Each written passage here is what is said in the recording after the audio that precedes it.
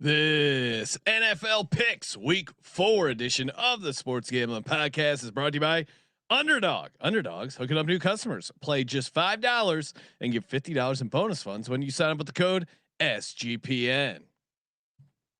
Hey, what's up, you degenerate gamblers? This is Bill Burr, and you're listening to SGPN. Let it ride, baby.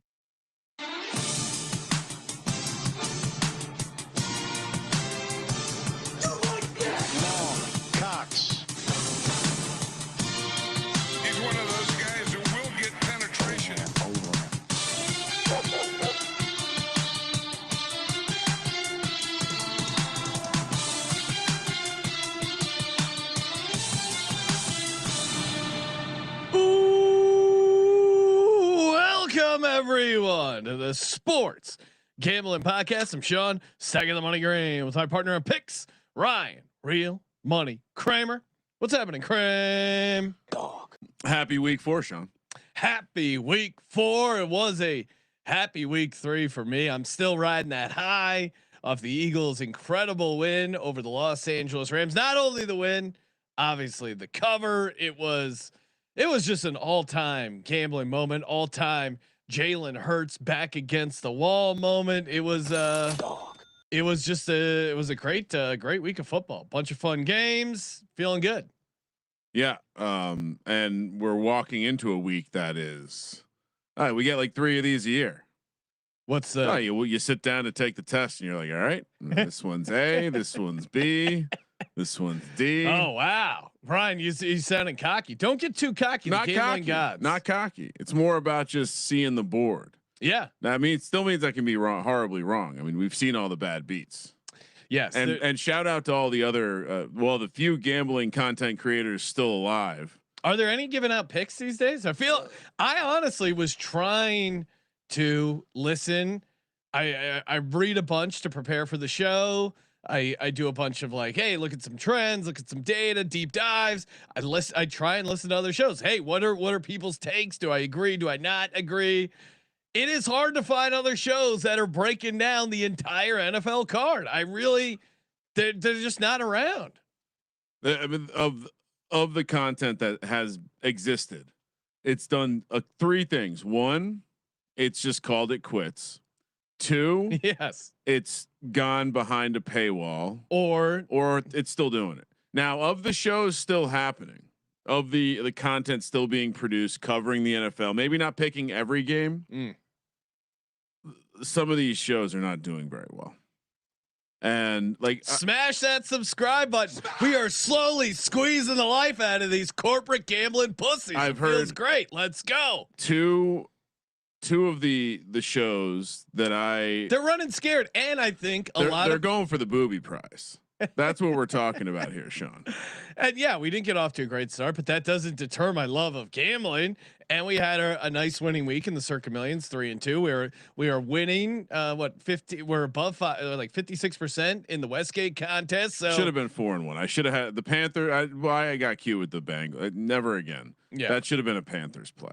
The Bengals, and then Adi makes a clip reminding me about how I should have also put the Panthers. Well, you were debating between the Browns and the Panthers for your money line dog. I had the Panthers in there, and I said no, that's too cute.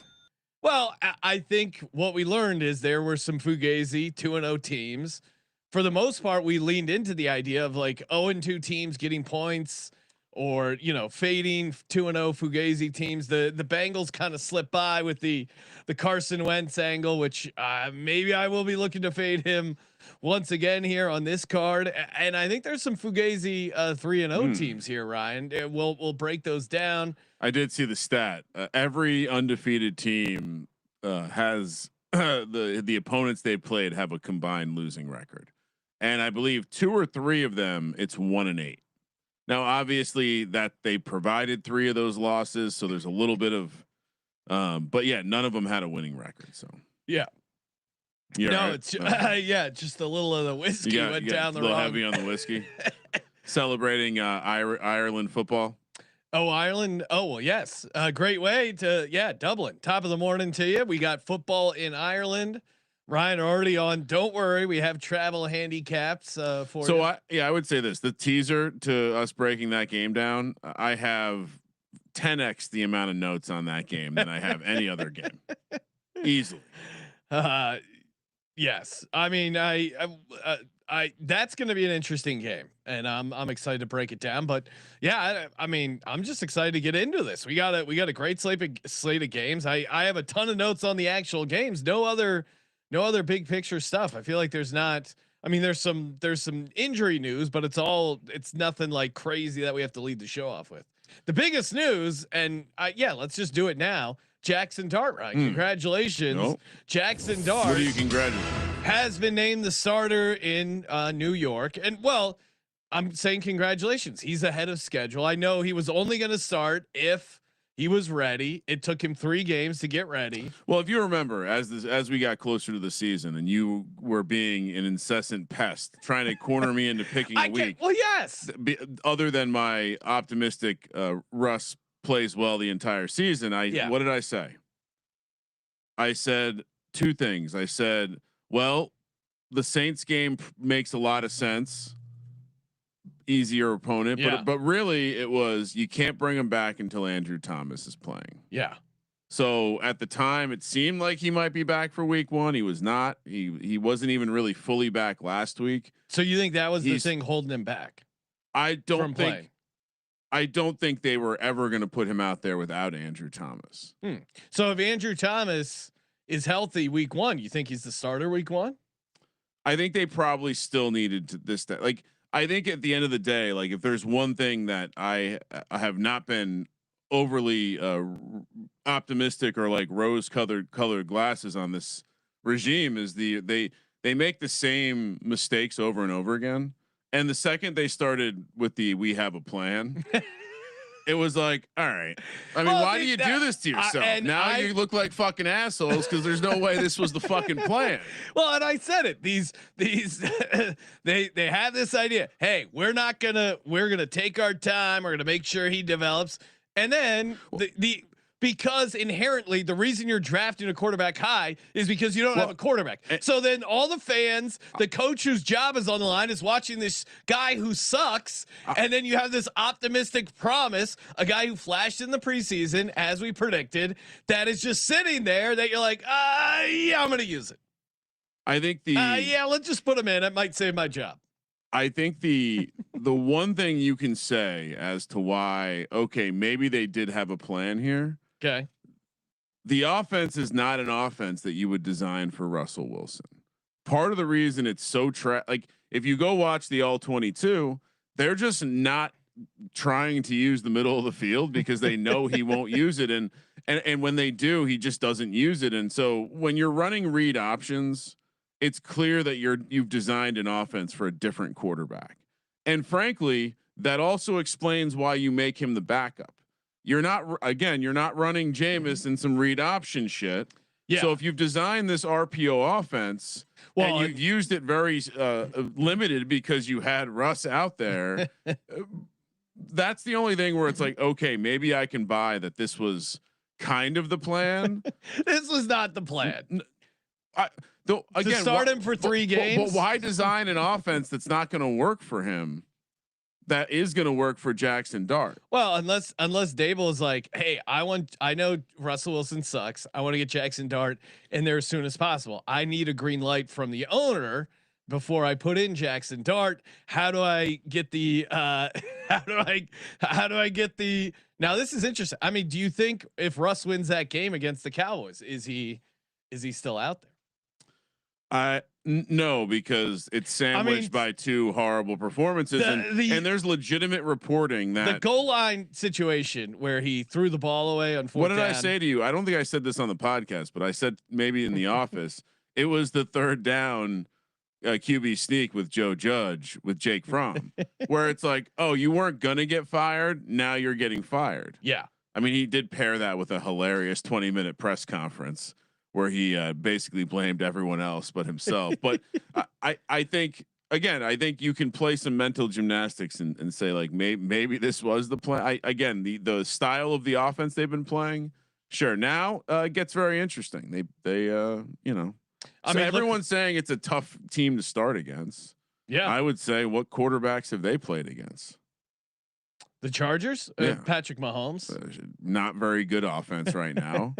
And then he's a pretty Geno good Smith and Bo quarterback, Nix, though. who's like bottom of the barrel right there, according to PFF and a bunch of other metrics. Well, Harbaugh's record against rookie quarterbacks is pretty good, right? Yeah, no, it's obviously an uphill battle, but it's like, no, there was never going to be a good place to start him. That's why I said if I was the Giants, I would start him right away.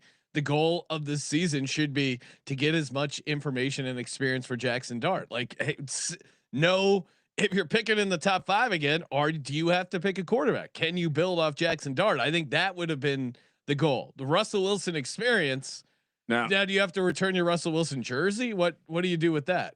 I don't think too many people have those. Really? I can't imagine. And yeah, no, dangerous. What's crazy is there's been a couple reports that like there potentially is a market for him, which is insane. Wow.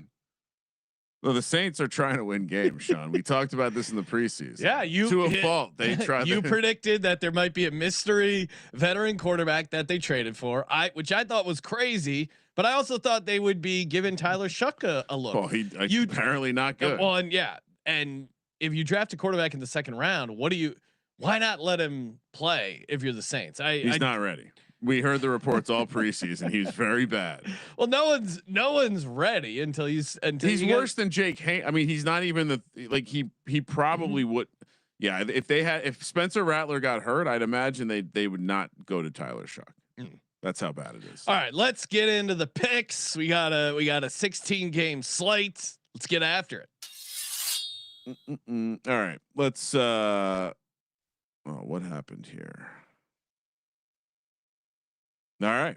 Oh, look at these old school slides. Courtesy of Colby. Will Colby have gotten the numbers right this week? His excuses for having the spreads totally off was really funny. Yeah, he was being quite hard on himself. I will say that. If we were in person, he definitely would have smacked himself in the forehead. Thursday night football. Little AFC West matchup here between the Seattle Seahawks and the Arizona Cardinals. Cardinals, I think there's a lot of question about the offense. It's much about the press conferences. We're talking about the offense this week. They were 1.5 on the look ahead, Sean, favorites now. And I believe it even opened them short favorites and then immediately got bet to the Seahawks laying 1. That's where we're at now. -115 on the money line, -105. For the Cardinals, 43.5 is the total. I'm sure if you like the Cardinals, you can probably shop a 1.5. Great teaser leg, Ryan. Yeah, actually, I don't know. I don't know if this is a teaser leg. No, I will. It is important. So I was like, well, let me see how these coaches have done on Thursday night. McDonald last year 0-2 ATS, 1-1 straight up. You'll remember that amazing 6-3 game against the Bears towards the end of the season. Oh my God, that was crazy. They were laying 3.5 in that one, and then earlier in the year they got beat by San Francisco as 3.5-point dogs.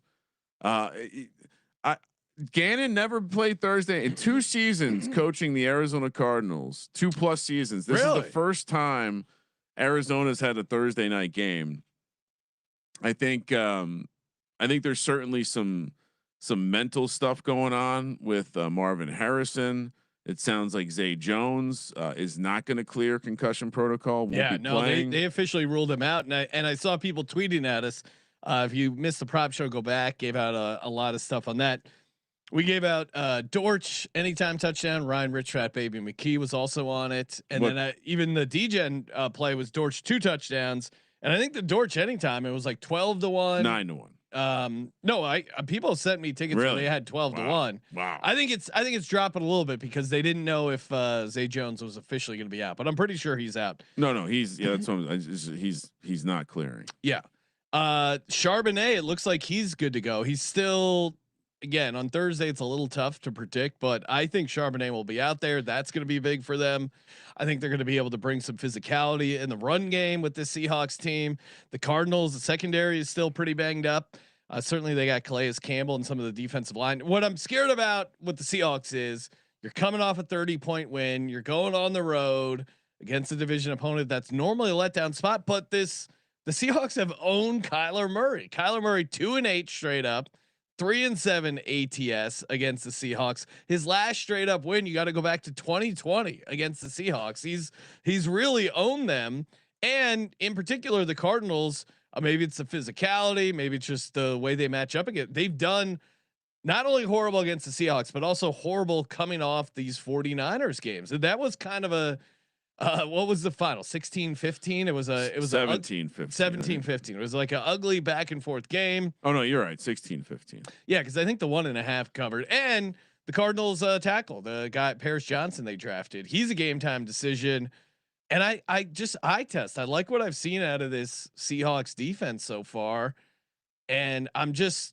Man, Kyler is just not it. And then again, having Ryan McKee on, who is a Cardinals fan, just totally opting out on Kyler. Seemed that way. Now the counter is Kyler is great as a dog, but it's a 1-point spread. The money line, dog. It's a pretty pick 'em, which I mean, he's the ultimate small dog. 33-17 and 2 ATS is a dog, but I don't know. You're only getting a point here. To me, I mean, maybe you could find even a decent money line or a pick 'em price. I'm taking the Seahawks here, laying the 1. I think Arizona kind of sucks, and they don't. They beat up on bad teams and they lose against good teams. That's why they were a tough over under, because they have a bunch of winnable games. I think the Seattle team is at least better than I thought coming into the season. I'm not taking too much in that Saints game, but I thought they've looked pretty good. So I'm taking the Seahawks laying the 1 on the road here. This has moved 3.5 points off the opener back in May. I mean, can't you say the same thing about this? If we look back on this season and the Seahawks are similar, like they beat bad teams and they lose to good teams. That's fair. I don't think. I don't think Seahawks have a super high ceiling. The flow chart right here last week. I feel like the flow chart let us down. But again, it's the flow chart is it's a high percentage thing. This week the flow chart says Seattle. The public is all over Seattle. It's one of the more lopsided games of the week. Look out, right? That's why we've seen the number move, certainly. And I regretted not playing the dog last week. Now I understand we're only talking about a point here, but give me the Cardinals. Oh, I've watched too much of their prep. There is a certain I don't want to call it confidence, but like focus in Gannon's press conference that makes me believe we're going to see something in this game. So we haven't seen Sam Darnold look like complete ass yet this season. He's playing good, which I think is an argument for him. And the Cardinals secondary is still pretty banged up. So getting healthier, but Will Johnson's still probably going to miss. Yeah. I will go against you. Give me Arizona. And you know what? I would say look at that money line too, Sean. Oh wow. Yep. It's live on the money line +1. This will not be a lock either way. And I kind of regret not throwing out no touch. I did look at the no touchdown price. It's astronomically low at like 80 to 1. All right. You got to set your alarms this week, Sean, because they're making us watch football in Ireland. So first thing we're going to talk about here is the point spread. The point spreads are wrong on the slides. No, it's not. Oh no, you're right. It's correct. Oh my goodness, you're just itching to get after Colby. The home team here, Pittsburgh Steelers, are actually on a back-to-back road spot. They're hosting the Minnesota Vikings, who of course will be in Europe for 2 straight weeks. Pittsburgh is a 2.5. Mike Tomlin, the Pittsburgh Steelers, Mike Tomlin are a 2.5 point dog against the Minnesota Vikings, and Carson Wentz favored back-to-back weeks. That hasn't happened for a number of seasons. Minnesota -145 on the money line. Steelers +125. 41 is the total. I did look to see how Aaron Rodgers played in his international games. Not good. And I did look heavily into the travel situation. Let us know about the travel situation, Ryan. So as we all know, there's this back and forth. Do you take the red eye on Thursday, land Friday, go right into practice/meetings, or do you leave on Wednesday, maybe even Tuesday, get there early, get a little bit more acclimated, have some time to sleep into that meeting practice? It seemed as though historically even though teams in college were leaving later based on some science, that leaving earlier was better. Logically makes sense that leaving earlier would be better, right? Just in general, you travel. If you're going to be doing something with heavy physical exertion, coming off a red eye into like just going about your business doesn't sound cool. So the Steelers back in 2013, they did this. Cam Hayward was still on the team. He said it was the worst thing ever. Ben Roethlisberger, whoever planned this should be fired. Basically, they went late. They went Thursday. They rolled right into the practice. They said that if they felt drained, they never really caught their wind back up. And so this time they had planned to leave on Monday or Tuesday. Meanwhile, the Vikings, they're one of these science teams that believe leaving later is better. They were always leaving on Thursday. What does the NFL say to the Pittsburgh Steelers? You can't do that. New rule on the books. Oh my God. Starting in 2025, teams must arrive to international games on the same day. What a weird rule. So the Steelers wanted to learn from their mistakes and they were told no.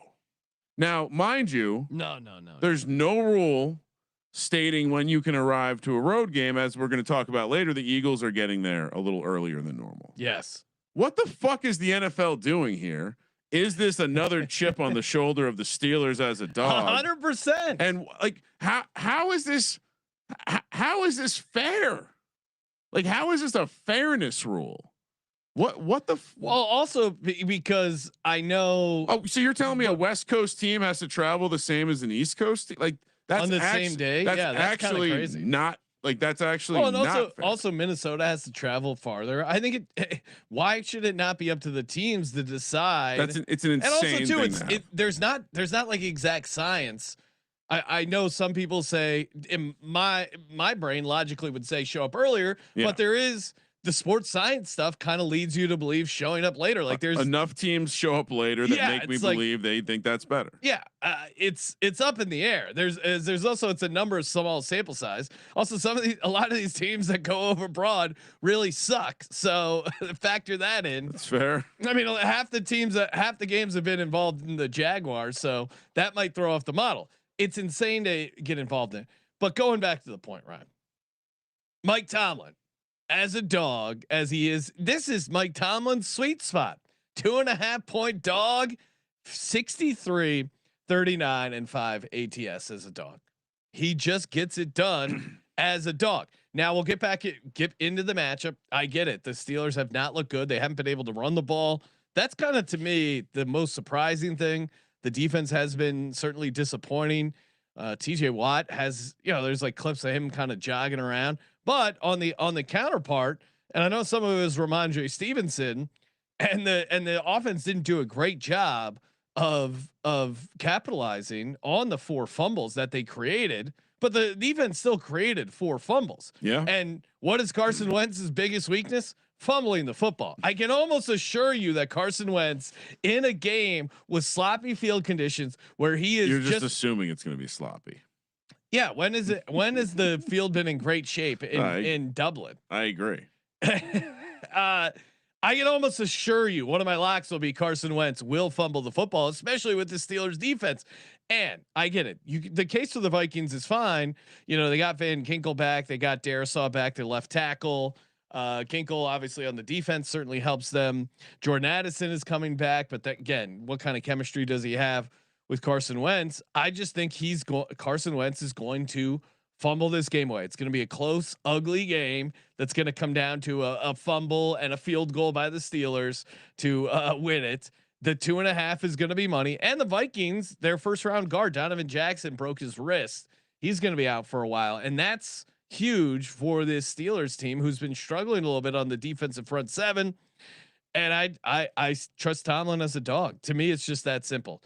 And you're fading a Vikings team coming off a massive win.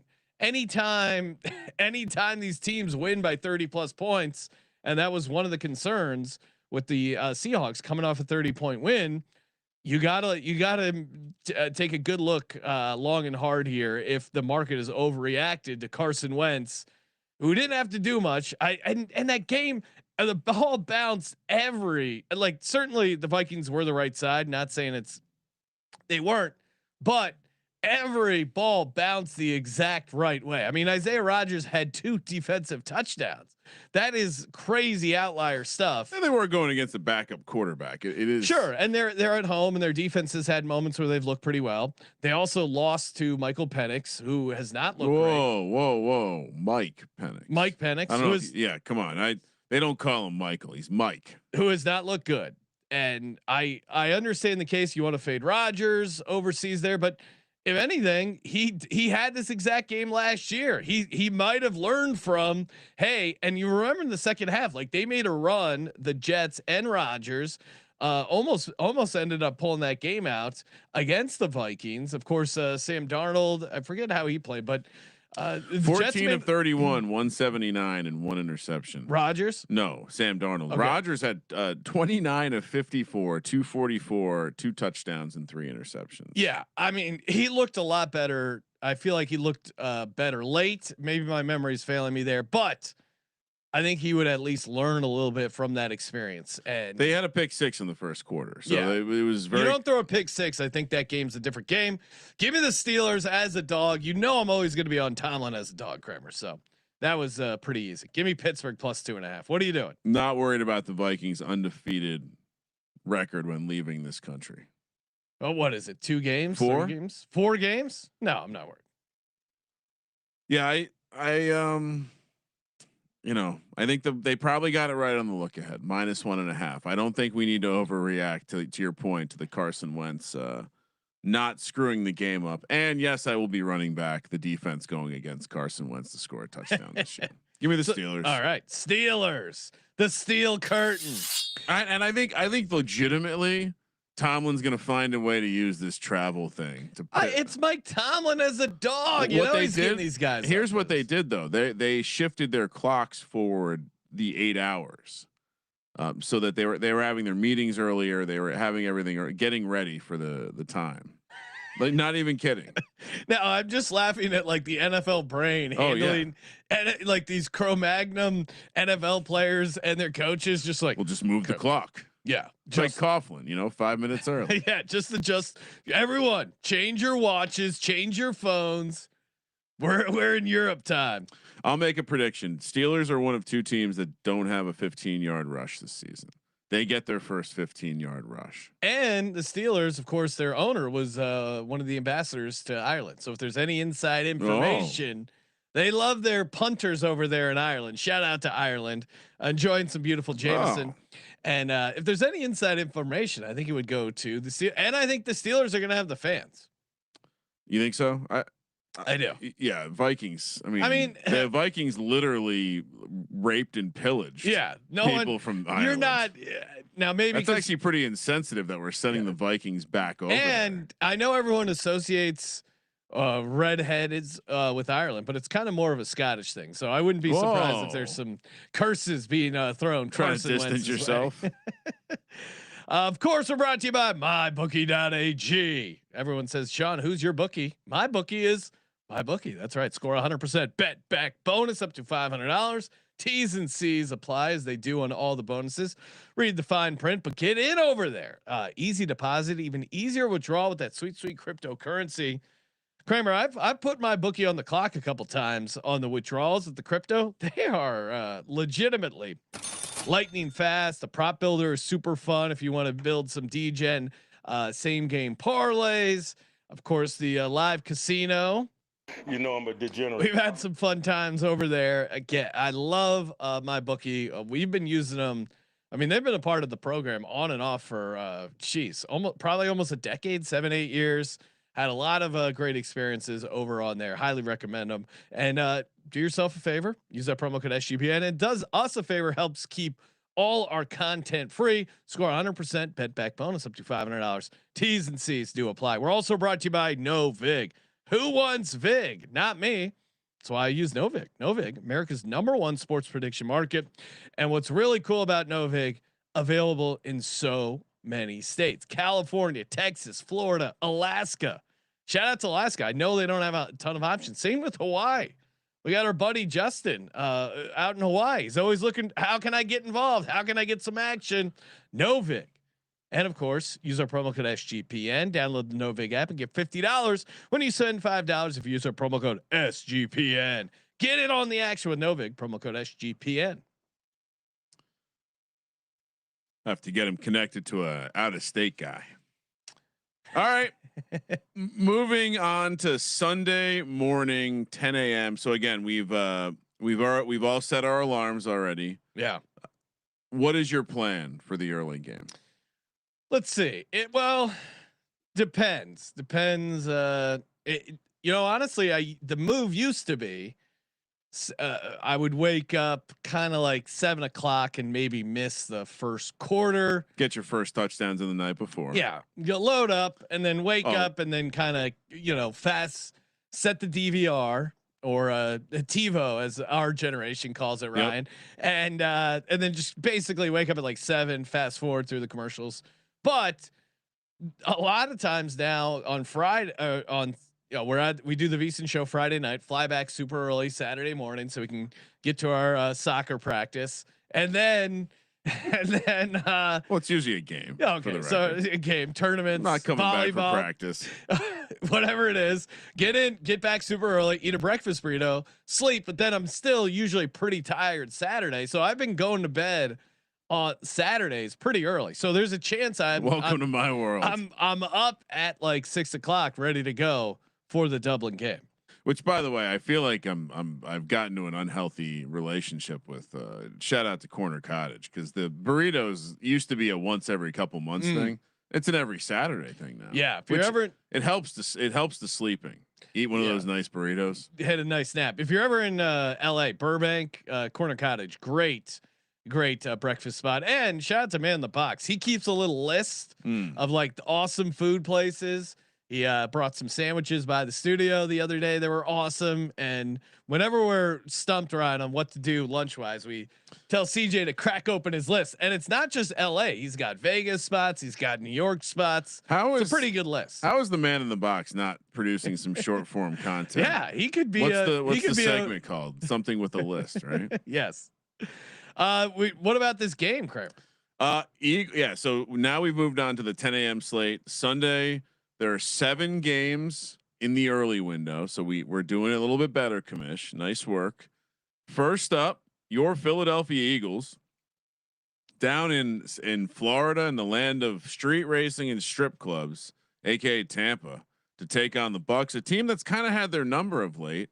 Yes, hasn't stopped everyone from betting the Eagles early and often. This one is Eagles laying 3.5, minus 180 on the money line, plus 155 for the Bucs.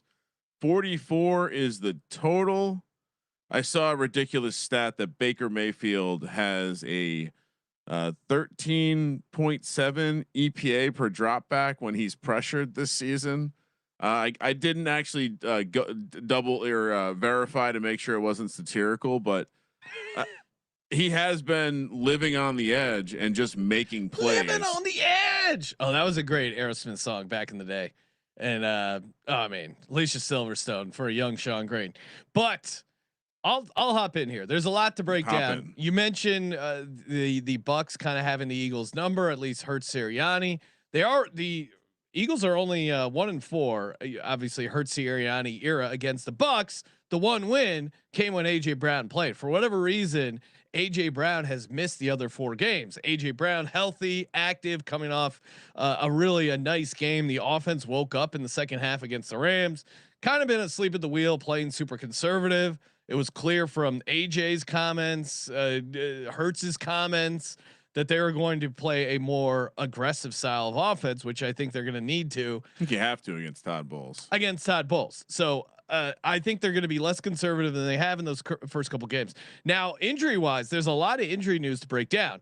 On the Bucs side, Mike Evans is out. That is huge because the Eagles are banged up defensively. Now, Nolan Smith, who I had defensive player of the year, unfortunately is now on the IR, re-aggravated his pec. It doesn't sound like season ending. I'm hearing week 9.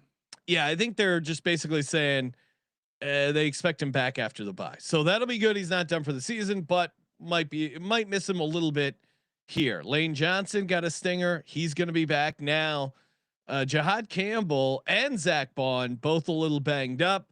I think both play, but certainly losing the linebackers that's going to be tough. And then even some of their, we'll see a Dory Jackson, Jacorian Bennett. I think Keely Ringo might be playing that second cornerback spot, which has been a point of pain for the Eagles so far. Now, Mike Evans being out makes this a much easier job overall for the secondary. Certainly. Let's also go back to the Eagles in general. They have the last game Jalen Hurts lost that he started and finished. There was, of course, the game where he got knocked out against the Redskins late in the season, was almost a year to the exact day in Tampa Bay, 29th of September. Last time Hurts started a game and lost. That was against the Bucs down in Tampa, week 4 as well. Kind of crazy. And you go back to Jalen Hurts, Saquon Barkley, AJ Brown, Devonta Smith when they've played together, 18-0. They have won a Super Bowl before those 4 players lost the game together.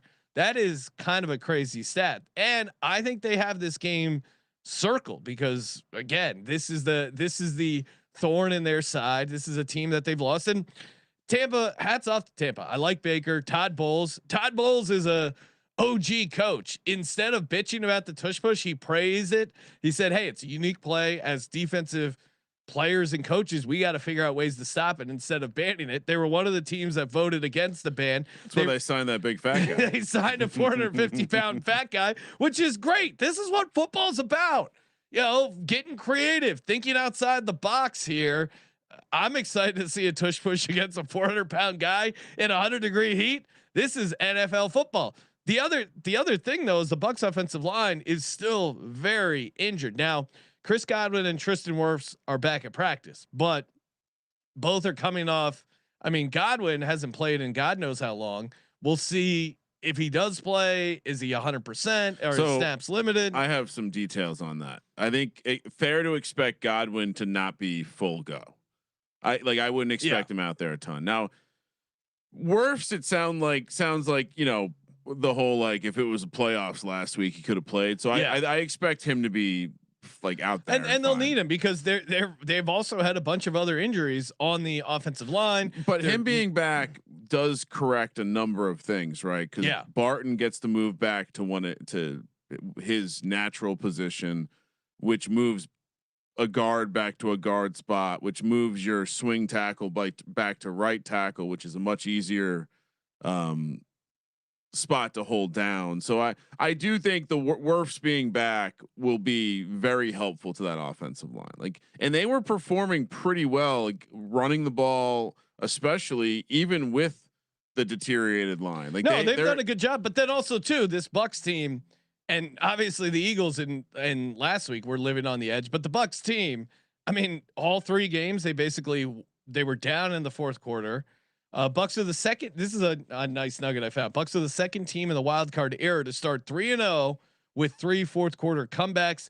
The Falcons did back in 2015. They ended that season 8-8 straight up, 6-10 ATS. So maybe some regression is coming, but again, Baker is just put the team on his back and going nuts. And we had talked about it earlier. The Eagles are going down a day early to try to get adjusted to the heat, humidity, and everything else. So. The Big Dom better be roommates with Jalen Carter. Just hang out, play some. Big Dom's gonna be looking like Patrick Ewing, just sweating all over the place. Of course, I'm on the Eagles. This is a revenge game. The Eagles had this game circled in the same way that the Rams. That was a get up spot for them, and they had a great effort. Eagles are gonna get the win. They're gonna get the cover. 24-17. All right. So a couple things. One, it is going to be a thermometer game. It does seem like it's going to be touching 90 without the humidity. So and there could be some rain involved. Who knows? But so a couple of questions I have for you, because I would say that from the Eagles standpoint, best case scenario, their secondary is pretty bang. I mean, they've lost the non-existent depth in the positions where they were already not doing well. Who are you talking about? The Eagles. I mean, the second cornerback's been a problem. Yeah. And so, but having Evans back, Makuba is great. Sure, and he's played awesome. I'm just saying the weakness of that team. Quinyon Mitchell did a great job on Devontae Adams. Yeah, no, my point was going to be that the wide receivers are in a state where the Eagles shouldn't be as concerned with that. Now, I do wonder what the Eagles front's going to look like and how they're going to deal with this run game. Now, on the other side, I think I mean, we'll stay there with the run game because I think you're glossing Zach. Are you sure Zach Bond's going to be good? Yeah, I mean he had a helmet on today at the practice With a massive brace on his knee. It was a knee injury. Okay. Yeah, I think because I'm reading stuff that makes it sound like it's going to be a lot more of a game time decision. I mean, so and he's very critical to that defense. It's an injury report on Wednesday. I would think they're usually pretty conservative with that stuff. If he's not going to play, I would be surprised if they had him out there on Wednesday. From judging from their previous, but he didn't practice. No, but he was out there. But he was just standing. He was limited. No, he got a DNP, did he not? I thought Zach Bond was limited in practice. I might have made the wrong note, but I could be wrong. I mean, he was out there. Again, I think if they were really worried about the knee, they would not have had him out there. All right. Yeah, Zach Bond, Jahad Campbell, and Adoree Jackson, all DNPs. Yeah, but he's out there, so I would say he's gonna play. Okay. If he doesn't play, is that a big deal to the defense? Oh yeah, certainly. He's pretty good, but I think he will play. Okay. Yeah, I think this is a very obvious spot here. I mean, he is practicing, right? Like when you say running around is practicing. I'm just telling you what I read. Okay, but you see the video of him running around in practice. He's moving around. I wouldn't say that for an NFL player. That's okay, but it's Wednesday. They fuck around and do these drills. He's clearly practicing. Okay. I mean, again, I just showed you him practicing. Okay.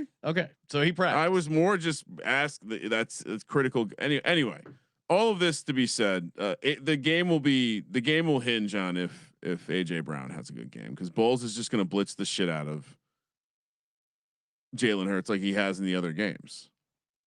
And that's been that's and then he throws it to AJ Brown. That's what I'm saying. You mentioned AJ Brown hadn't been in the games, and so I think that's the difference. We'll see. I would say the passing game has looked very good at times and very not good at times. And then also like Lane Johnson. Now, are we going to be dealing with a situation where he's having to come in out of the games with stingers? I feel like has he not had issues with those in the past? Not that I'm aware of. Okay. Really? I mean, what do you want me to say? I don't know that to be a known thing. Okay. So yeah, I'm obviously going to take the Bucs here. 3.5 points. All right. What? No, it just, I mean, I'm trying to make a conversation about the Eagles and you're stonewalling me over. No, but you're making up stuff. I'm not making. What is Lane Johnson has missed time? I'm not saying he's missed time. He's had issues with stingers in the past, is what I'm saying. Oh, but you're saying he's gonna not play. I'm saying the idea that you can leave a game because you re-aggravate that stinger. Oh, sure, that's certainly possible. But I don't know of this history of stingers for Lane Johnson. I'll have AI dig it up as we move on to the next game. No, I don't. I'm not aware of that. Yeah. I'll inform you. Okay. Next up. Has he gotten a stinger in his career previously? Probably, but 100%. He's been a guy that's always been out there. That's why their win-loss record is so good with him out there. I'm just saying you tend to re-aggravate these things if you've had them in the past. Okay. And it's a neck stinger, which is the kind of thing that can take you out of the game. Buffalo, New Orleans, the first of 3, I think, close your eyes specials this week. Colby just went ham on old white quarterbacks that wear long sleeves. It's out of control. Is this who is that? Is it Jim Kelly? Is that supposed to be Jim Kelly? It does not look like Jim Kelly. Too modern for Jim Kelly. And he's like wearing a whole parka underneath. Yeah, well, he's got a raincoat on. Saints, as I mentioned, underperformed the spread by over 21 points last week, and they are catching points this week. They're also on a back-to-back road spot. And they are taking on the Buffalo Bills, who are looking incredible, very good at all facets of offense right now. I know that they ended up not covering last week, but very much dominant team. And this very much stands out as they're going to try to I imagine a lot of people will giving out Bills first half because they feel like they're going to get out early and hopefully take some guys out and get out of town without any injuries. Bills also on extended rest coming off Thursday night football. Minus 15.5, which is wild. Minus 1,500 on the money line. Saints plus 925. 48 is the total. Sure, this could be the same game that we watched last week against the Seahawks, where they never have a chance and they're not going to come close to covering a big number. But I just don't see that Seahawks team was like relentless to the end. And I wonder if the Bills defense will be the same level of relentless to the end. Well, and the defense, defense wasn't as good, but they're playing with extra rest. It looks like Ed Oliver's back, Matt Milano, and Matt Milano is big because, you know, a lot of their stuff is to Kamara or Jawan Johnson. So you know who leads the league in targets? Chris Olave. Chris Olave. I saw that he has 37 targets and 30. Sorry, he leads the league in targets with 37. He's 36 in receiving yards with 165. It's almost impossible. Saints have not scored in the first quarter of the season. Spencer Rattler has not won a game in his NFL career. Saints defense 25th in defensive EPA. Bills, this is a streak that's pretty interesting for the Bills. The Bills have won the turnover battle in 25 straight games. The NFL longest record. streak in NFL history. It's funny because that was always just like watching the Bills, and when Josh Allen was still figuring it out, you go, man, if he just stops turning it over, he might be really good. I think you might have said that wrong. It's not that they've won it 25 straight times. It's they've not lost it. Oh, okay. Because I guess there's a bunch of ties. Yeah. You have to do that. You have to frame the data correctly. But I mean, this is the grossest dog on the board. Yeah, it's a close your eyes special. We can literally get a backdoor out of a 22-point game, even a 23-point game, because you'd probably go for 2 there. Saints got embarrassed. I mean, again, I'm going to keep saying it. The Saints are trying to win football games. Yeah, but does that matter? I don't think the Bills are coming in hard on this one. I think they know they can win with their B squad. Yeah. And I'm going to the church of the close your eyes special, which by the way, 1-0 on the season after the Bears took care of the Cowboys last year. So year. you're taking the Saints. The I'm problem is we are scheduled to take the Bills in That's fine. Survivor. That's fine. I don't want to do that though. I don't want to be. I don't 15.5 point middle, Sean.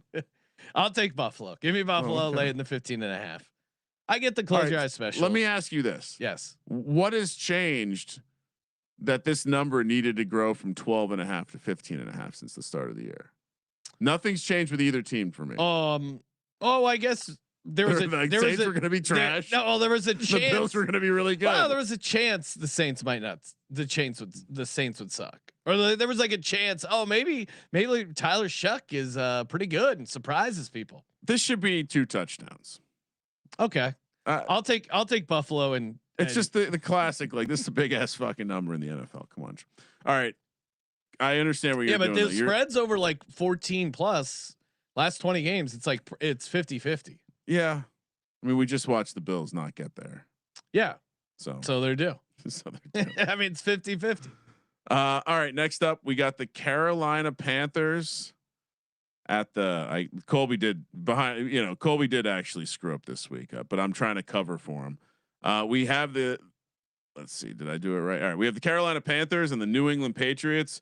Put this in the category of spreads that will never make sense to me. Panthers are catching 5.5 on the road here, plus 205 on the money line. Patriots minus 240, 43.5 is the total. The Panthers only, I think, had, was it 220 yards last week? Yeah.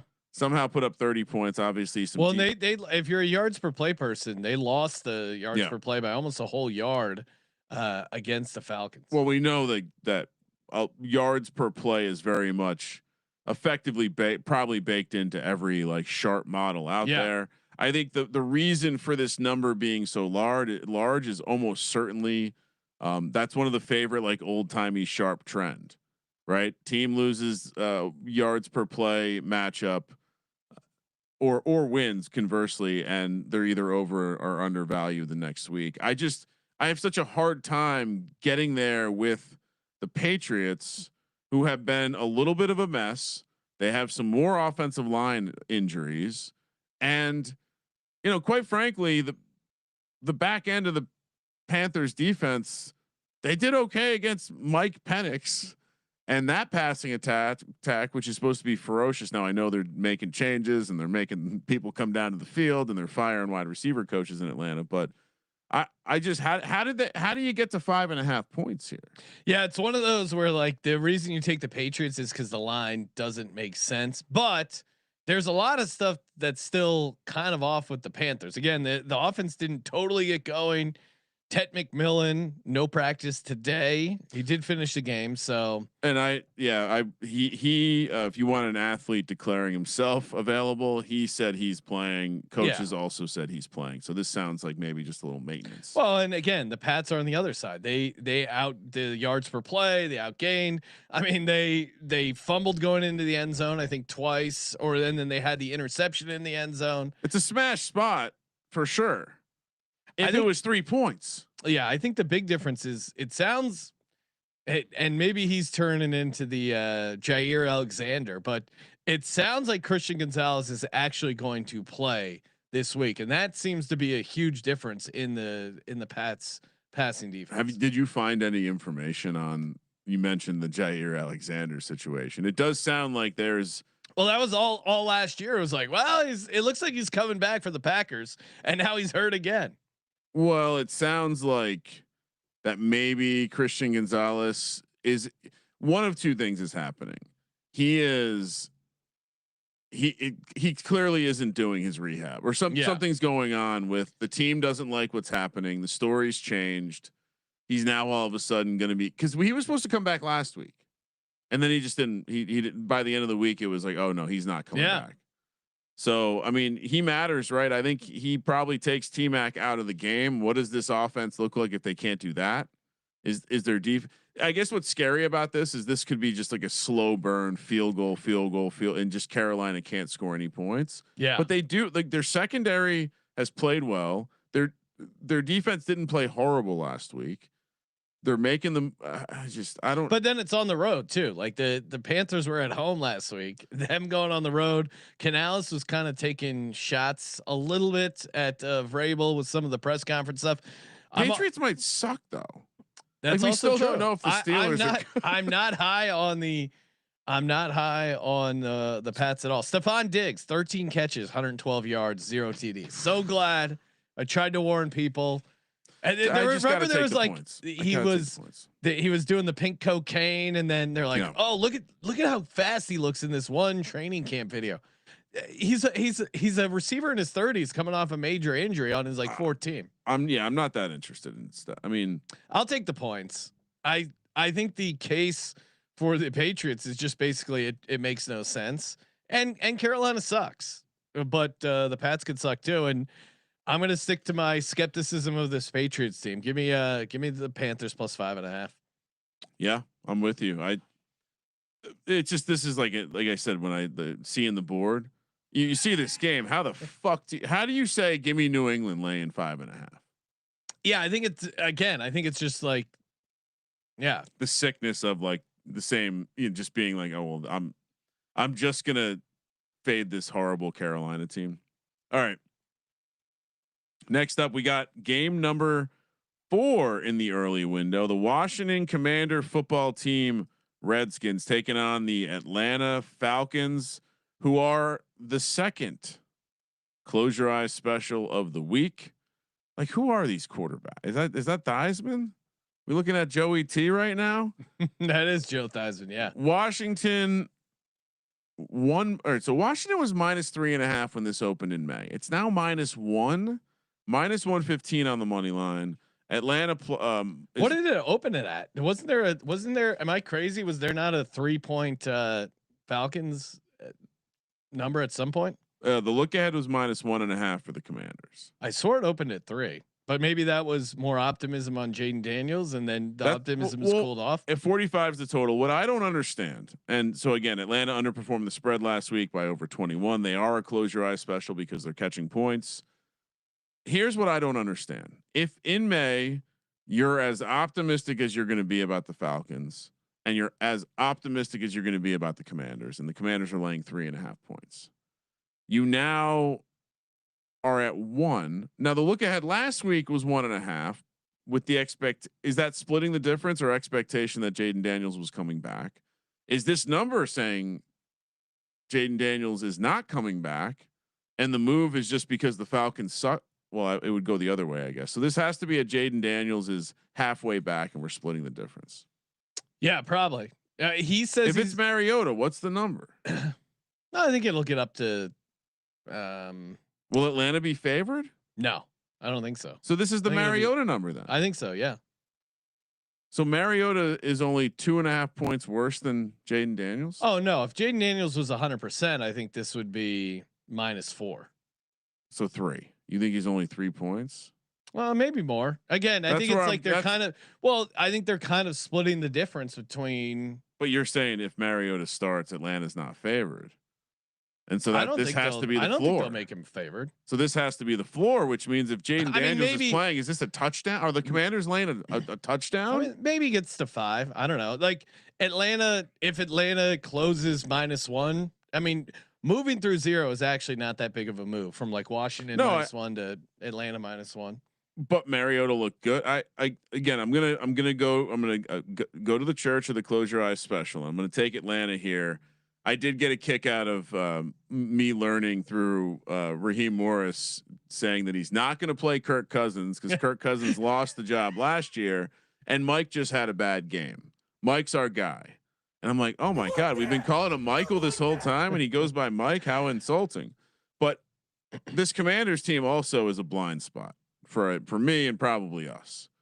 How is Mariota good?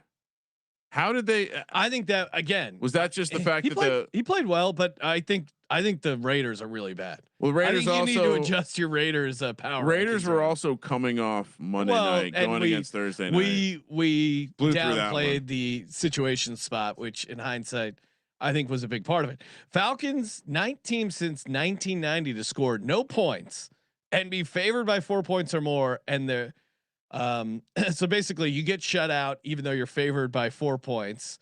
7 of those 9 teams had a game after the big letdown. They went 6-1 straight up, 5-2 ATS. Kind of a different different version of the close your eyes special kind of trend.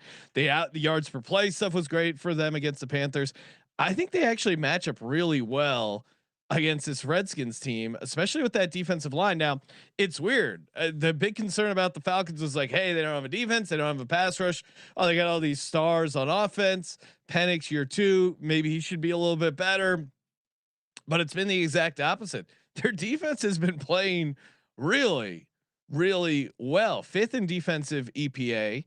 I think, Pierce wasn't 100% last week. Now you're back with a groin this week. Now you're back in the dome. Clearly it's only 3 games, but they look much better in the dome against Tampa Bay, in the dome against the Minnesota Vikings. These dome teams build their teams around speed, and especially on the defensive side. I know it's a Mariota revenge game. Michael Penix, aka Mike Penix, had a hilarious quote. I got to throw the ball to the wide open receivers when they're open. The Falcons had 53 QB pressures through 3 games. I think this is actually a good spot for the Falcons. Now, Jaden Daniels play. I'm picking this as Jaden Daniels not playing. Now, if he plays, is he not 100%? I'm probably still going to be on the Falcons regardless, but I'll take Atlanta +1. Yeah, I mean, like you mentioned too. I Raheem Morris. We didn't really get into it, but the firing Ike Hilliard, the wide receivers coach, which is really confusing. Telling the guy who calls the plays he has to come down on the field. Yeah. Well, is this not a kitchen sink game for the Falcons? 100%. And I see Degenerate Dan saying if they don't win this game, how much longer till Cousins is playing? All right, let me read this quote I have. Cousins is not playing. Raheem Morris on why Kirk Cousins won't be competing for QB1. Michael Penix. He actually says Michael first. Michael Penix is our quarterback. We've got a lot of confidence in Mike. We're moving forward with Mike. Mike is the guy. Mike's the guy until I let you know otherwise. But Mike's our guy. Kurt lost the job last year, but we're not even close to that moment with Mike. Mike had a bad game. I have a lot of confidence in Mike. Mike will bounce back. Said Mike a lot in that little tirade. I'm with you. Give me Atlanta. I think this is a great spot again. Seeing the board pretty clear here. Just look out. He's seeing the board well, people. Next up, we got a battle of two amazing American Rust cities. Belt. Rust off. A rust off. Yeah. That sounds Cleveland versus Detroit. Sounds like something you look up in the Urban Dictionary and you're not going to like the definition. The Cleveland Browns head to Detroit coming off Monday Night Football. Lions are laying 9 minus 450 on the money line, plus 360 for the Browns. 44 is the total. I feel like we've seen this with our Browns before.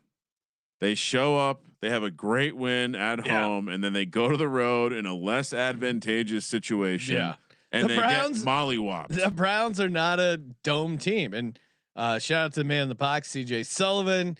He pointed out and made the point that like the Browns need to be outside for that defense to work. And certainly, again, limited sample size, but the defense looked way different at Baltimore, and obviously it always does. Very good offense, but at home that was a smash spot. And you look at Stefanski after a win, 16-23-1 ATS. This is just a perfect letdown spot for the Browns. Joe Flacco is throwing the ball a million times. His arm is probably sore, and they should play Shador. Sean, why are they doing this to Shador? I would also say the Browns defense kind of banged up. Denzel Ward, Shelby Harris, they were both not playing. Now they're getting the right tackling Conklin back. Looks like he's going to be going. He had like an eye injury, but they're two opposite teams. When the Browns win a game, they cannot follow it up. Meanwhile, the Lions are the exact opposite. When they get hot, they get hot. They are 22-6 ATS in their next game after a 6-point win. They're 19-5 ATS after a 7-point win. Basically, like when they start winning, they're able to stack wins. They've been dominant ATS now for a long time. Jared Goff is freaking #1 in EPA per play. I think that first game was just their preseason game. It was on the road, you know. Yeah, and I think they've been a team that looks a lot better at home, inside. They're just a dome team. And I think what they've really worked out over the first couple of weeks and what we really saw on display against the Lions was, one, I would argue that they've improved their defensive coordinator position already based on what I've seen from this guy compared to Aaron Glenn. He had an amazing game plan against a mobile quarterback, and it was executed perfectly. I expect there to be, I don't know what you have to do to tailor make a defense for Joe Flacco, but I trust this defense now. And on the other side of the ball, I mean, all the talk about Jameson Williams being ready to step up, we've seen it. He's been reliable. Yeah. He's been a clear weapon, and like Laporta was a clear weapon in the middle of the field. Fully expect the Lions to roll here. And if we weren't just trusting the map, and someone was asking me for advice on Survivor, Lions are a good play here. I mean, I guess in Circa you're losing the potential for the Thanksgiving, the holidays. Non-Circa, they're a great play. If you've already used the Bills in the Circa, I think you want to save them. I think you obviously want to maybe use them on. At least have them available on Thanksgiving. So we're both on the favorite here. And flat, yeah, and yes, they won the game. That was a great spot for them, but they also like blocked a kick, hit a crazy 55-yard field goal. Yeah, it's just it's a good time to. I was on the money line. Yeah. Again seeing the board well. This is what happens. They had this great win where the defense just carries it. Joe Flacco and the offense did very little. And now they go into a situation where it's a track meet. They're not winning a track meet. No, they're not a dome team. If Junkins has some crazy like 2 touchdown 200 game, maybe they can find a way to backdoor this, but hell no. Game number 6 in the early window. We have the Tennessee Titans taking on the Houston Texans. Of course, Colby has them wearing the Oilers uniforms. So that's very confusing because although they've done that a couple times. Colby doesn't follow the NFL, but actually the Titans still own the Oilers logo. So when they wear the throwbacks, the Titans wear the throwbacks, and they've worn it against the Texans before, which is pretty disrespectful. It is. I mean, that's like you steal a man's wife and then you bring him around the barbecue. This thumbnail is very confusing because you have Derrick Henry. Yeah, Derrick Henry's on the Titans, and a Houston Oiler who's now a Tennessee Titan is on the Texans side. The Texans are laying a touchdown, Sean. -340 on the money line. Titans +280. 38 is the total. This was one that was it was 6.5 last week. It was 5.5 in May. Again, another game that not much has changed for me both ways. And I think as much as there's two things in play here, right? Fading Callahan. Yeah, very good formula. 3-17 ATS. He's but those were games where he was calling the play. Doesn't matter. He's no longer the play calling the is not the issue. Them fucking up every opportunity on the offensive and defensive side. Now, yeah, is it crazy? The Texans have what? They've scored 38 points this season and they're favored by 7. That should be a red flag. Yes. But they're a desperate team at home against the Tennessee Titans, who are really, really bad. The Texans have gotten 66 QB pressures. Titans, you can run on the Titans. This is actually, it's a no score game, right? Woody marked. Yeah. I mean, or a defensive touchdown game. I mean, this is Fairbairn, a get right spot. The apostrophe gang didn't cash last week. I would take the alt on Fairbairn. If you can get the over 2.5 with nice plus money, this is a 12-3 game. Give me the Texans. Cam Ward. I mean, CJ Stroud obviously has not looked good, but Cam Ward looks like a rookie who doesn't have a good head coach, and he's going on the road against a team with a really good secondary. And the Texans are cleaning up their locker room. They got rid of CJ GJ, who have gone out of their way to throw under the bus. Do you know D'Amico Ryan saying whenever they asked him if it was difficult to release CJ GJ, quote, whenever it's about the team, any decision about that makes it easy for me. I know what everybody stands for and I know what everyone's about. I'll make the right decision for my players. So addition by subtraction for the Texans defense. Sirianni, when he was questioned about him coming back to the Eagles, he's like, yeah, no, we're good. I like the room we have, I think was the quote. Wow. You always say that. I know, but you also come on. It sounds like this guy's a bit of a locker room problem. Well, now that's like 5 teams have moved on from him. It's like the Brandon Cooks thing. Like what's going on? Although Cooks, you never heard like CJ GJ. You've heard the stories about him. He talks shit. He gets into it with people. Brandon Cooks, you never heard any sort of no, yeah. That one was weird because it was just, I don't know. And Stephon Diggs certainly has been bumped around a bunch. Would you like to learn a little bit about the new play caller for the Titans? Sure. And did they not go? They didn't go. I mentioned, or I heard someone point this out. They didn't go to the OC for the play caller. They went right to the QB coach, which was an interesting move. Yeah, very interesting. His name, Bo Hardigree. Okay. And here's a fun trivia question. Now, he was first hired into the NFL as a quality control assistant or whatever the fuck they call those people for John Fox with the Broncos in 2014, and then brought to the Bears when John Fox went to Chicago in 2015, still as some sort of unnamed assistant. But he got his first job as a quarterback coach under who in the 2016 season. This person looks physically like a psychopath. Arguably one of the worst coaching tenures in the history of the NFL. Coached the Miami Dolphins. Oh my God, I'm blanking. Adam Gase. That's right. Well, the weird eyes. Who Dan Campbell eventually took over for and ran the Oklahoma drills to fix everything. He was hired by Adam Gase in 2016 and then brought with Gase to the Jets in 2019. That to me is a big red flag. Now, Cam Ward is from Houston, Sean. Okay. Does that matter here? No. I mean, because I don't. He's a dog. He's going to want to show out in Houston, right? Yeah. I mean, can he show out? I do like Cam Ward. I just don't think any of his receivers are going to be open. I'm on the Texans laying the 7. My God.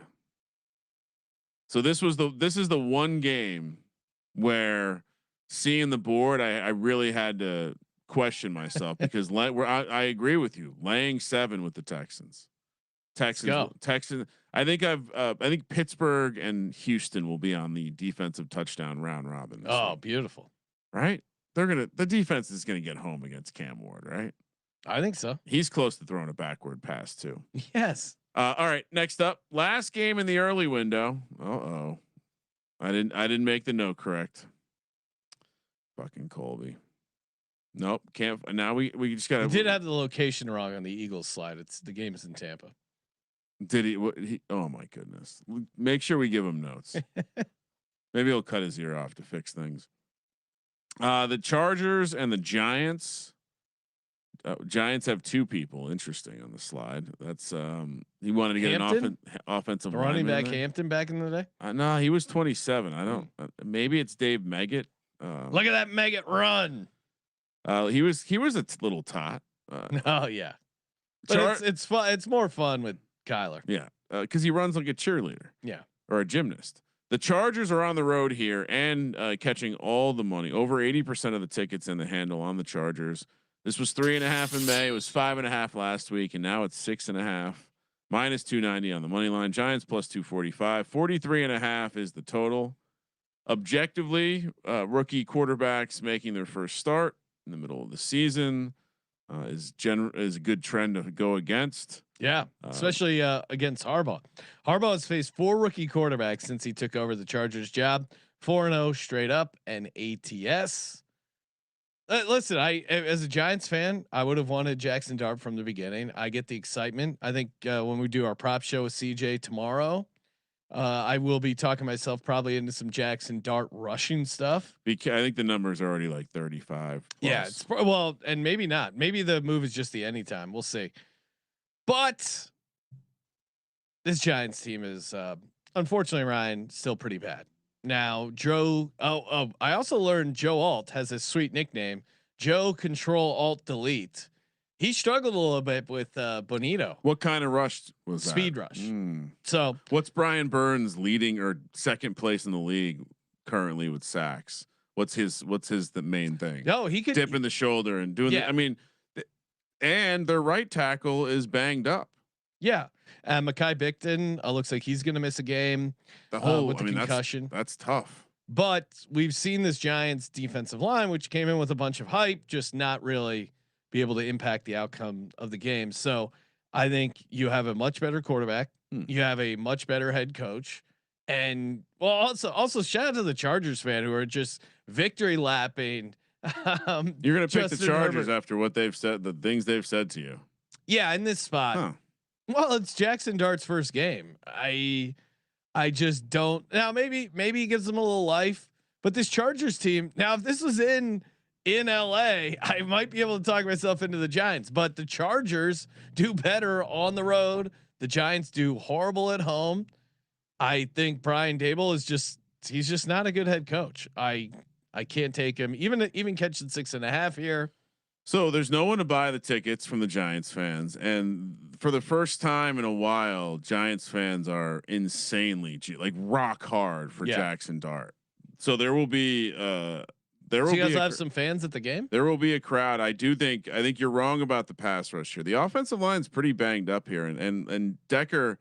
The first thing I'm going to say to Decker is, you worried about the speed rush today, Decker? Oh, he'll be a little worried. Now, if Derwin James will get an interception. I do think that we haven't seen this Chargers defense tested yet. I mean, Mahomes in that offense, they don't have all their pieces. Malik Neighbors. Mahomes versus a quarterback making his first start. Jaxson Dart. He has a name. Okay. Malik Neighbors looked very excited that Jaxson Dart was starting. Yeah, he had 13 yards last game. I'd be excited. I'm just sharing facts. I don't need your commentary. Anyone's an upgrade. CJ, you can exit the chat, but this is a clear spot where you can't catch yourself laying all these points here. Sure I can. I mean, this is the Chargers' time to shine. I assume you're on the Giants here, Ryan. 6.5 point home. We're going to see Herbert play off Herbert in this one. That's my prediction. It's still September. This is when he shines. Hey, Ryan, we're also brought to you by Underdog. I'm on the Chargers laying 6.5. Kramer likes the Giants, but over on Underdog, what are we going to do for our Underdog Pick'em entry? Of course, play $5, get $50 in bonus funds. What do you like, Kramer? What do they have for Dart's rushing yards? It is, to your point, it is high. It's 35.5. Here's my Do we thing. want to do higher a half passing touchdown? That's pretty disrespectful. I know. That's He's gonna why. get That's one. why I mentioned it. He's gonna get one for Yeah. sure. But I would I want to say in the first game that Josh Allen played with Dable, he had like 110 rushing yards. I could be wrong. I think the rushing yards are gonna be. I think part of the plan is gonna be if shit doesn't look right, just go. Yes. So I don't know if it matters that it's 35 yards and that's high. But I mean, I feel like Harbaugh knows that rush attempts are set at 6.5. But and you're getting juice on the higher. So you think that's a better play? No, I'm talking it out because I don't know. He probably breaks something. They're going to be running a ton of read option. Blake Neighbors only 60 yards. Come on, that's ridiculous. The other thing that if you watch Jaxson Dart in college, like he definitely was. He was like, if anything, he's too risky, and so he's gonna take those shots down the field. I don't care how you want to play it, but we're either playing a Cam Scatterbo or a Jaxson Dart. Oh, Marshall Chalk is Cam Scatterbo's nickname. Are Giants fans embracing that? I don't like that. Really? Yep. You don't. He doesn't need a nickname. Scatterbo. It's just you just say his name. Scatterbo. Scatterbo. All right. So what do you want to do, Ryan? You want to play something in this game? We're playing Jaxson Dart. Jaxson Dart. Play the half. No, the rushing yards. Rushing yards. Higher 35.5. All right. What are we pairing Jaxson Dart with? Well, AJ Brown, if we're gonna go full homer here. That's what I would. I mean, we haven't seen it yet from Saquon, so I would prefer to play someone who's going to show up in a big game. First quarter receiving yards 8.5. You know he's going to get one. What's pass. his longest? Are they offering a longest? Oh, that's interesting. Yeah, his because that's how they're going to beat him. I don't see it. They have his receiving yards at 62.5. They have his just get in the end zone. They have the first quarter receiving yards. I'm down to do first quarter receiving yards. He's going to get a 9-yard catch in the first quarter. They're clearly going to feed him. That'll be spicy. AJ Brown, higher 8.5 first quarter receiving yards. Jaxson Dart, higher 35.5 rushing yards. $100 entry returns you $300 over an Underdog Fantasy. Promo code SGPN. And we're also brought to you by Rhythm. Rhythm gonna betcha with props. Love Rhythm. Rhythm loves us. That's why they're giving away $1,000. That's right, $1,000 each week. Just all you got to do, track the bets from any model you build, and you don't even have to be you don't even have to use the paid version of Rhythm, but you can use the free version. You can still win the contest. Track 5 bets from any model you build, and you could win $1,000. That's the ultimate EV opportunity. Of course, if you want to sign up for Rhythm, use our promo code SGPN25. Get you 25% off. Download the Rhythm app today. Love Rhythm. It's super fun. It's good to have the models to kind of keep you in line. Kramer, we're on the Carolina Panthers, which is good news because Rhythm is projecting under 1.5 passing touchdowns for Drake May. That is one of their favorite props here for the NFL slate. Of course, you can build your own model, but Drake May under 1.5 passing TDs, and of course, get 25% off when you download the Rhythm app. Promo code SGPN25. All right, let's head over to the afternoon window. 4 games. Thank you, Kamish. Nice, perfect 4 games. We can handle 5, but 4. We appreciate that some people only have the quad box, so 4 is perfect. Jacksonville Jaguars, San Francisco 49ers, 105 kick on the West Coast.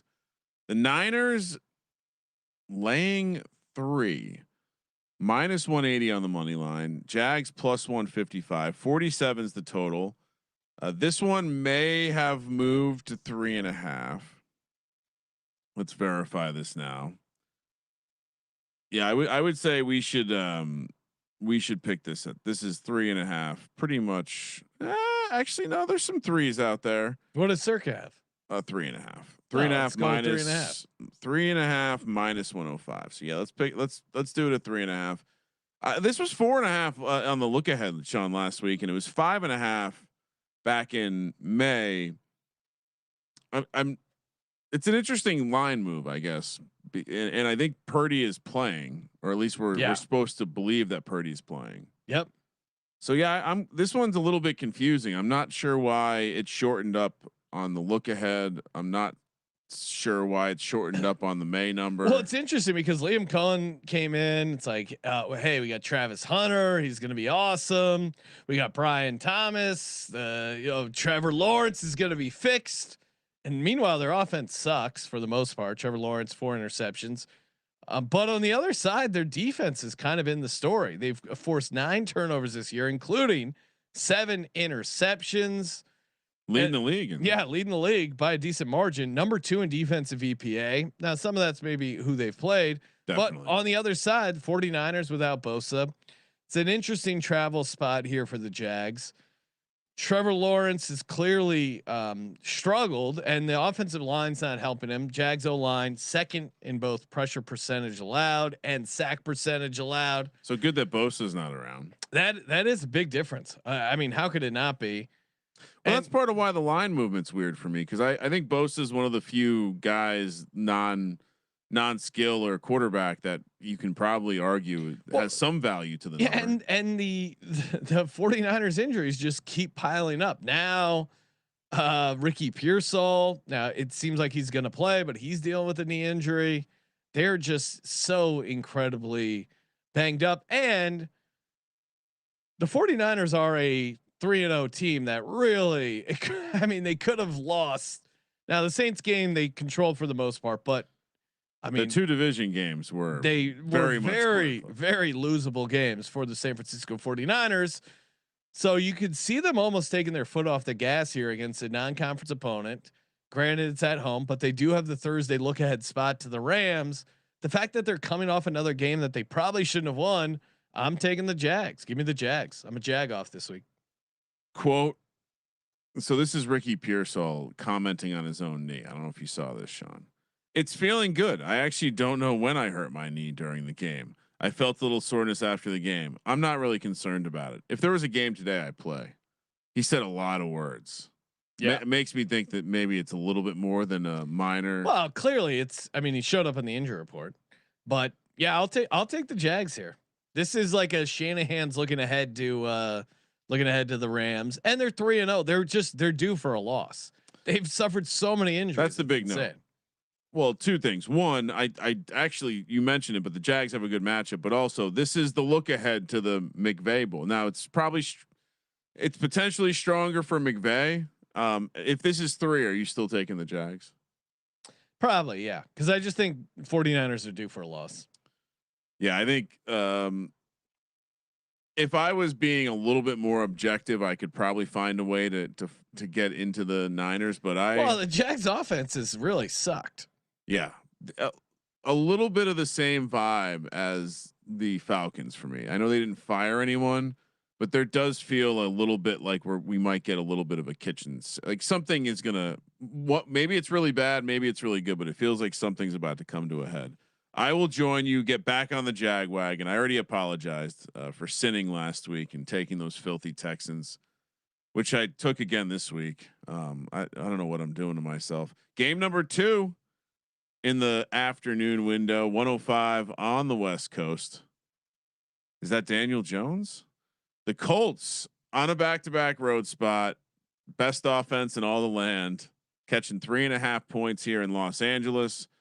-190 on the money line for the Rams, +165 for the Colts. 49.5 is the total.